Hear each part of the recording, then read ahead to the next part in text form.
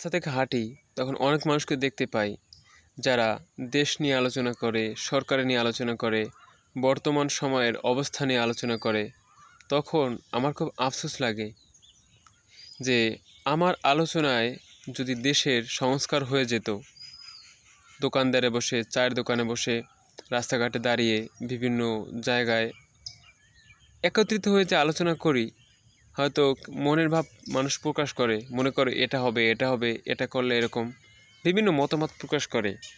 আমার কথা হচ্ছে যে এই লোকগুলো আলোচনা করে, এটা তো চিরচরিত একটা কাজ মানুষের। শুরু থেকেই মানুষ দোকানদারে বসলে 3-4 জন একসাথে হইলে কী নিয়ে আলোচনা করবে? তাদের আলোচনার কেন্দ্রবিন্দুই থাকে হচ্ছে সরকার, তারপরে কে আসলো, কে গেল, কোথায় কী বিচার হইলো ইত্যাদি, এগুলো নিয়েই আলোচনা হয়ে থাকে। কিন্তু এই মানুষগুলো চিন্তা করে না যে আমি যদি এই আলোচনাগুলো নাও করি, তারপরও এদেশের কাজ হয়েই যাবে, থেমে থাকবে না। কিন্তু যে কাজগুলো আমাদের করা উচিত, যে বিষয়ে আমাদের চিন্তা করা উচিত, সেই বিষয়গুলো কেউ চিন্তা করে না। কত দোকানদার মারা গিয়েছে, কত সাধারণ শ্রমিক মারা গিয়েছে, কত বড় বড় ব্যবসায়ী মারা গিয়েছে, কিন্তু আজকে তাদেরকে কেউ মনে রাখে না।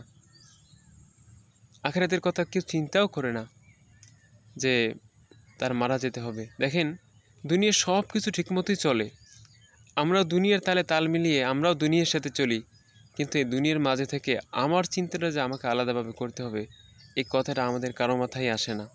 এটা আসলে দুঃখের বিষয়। দেখেন, আখিরাতের যে বিষয়টা, এটা কি অস্বীকার করার মতো কোনো সুযোগ আছে?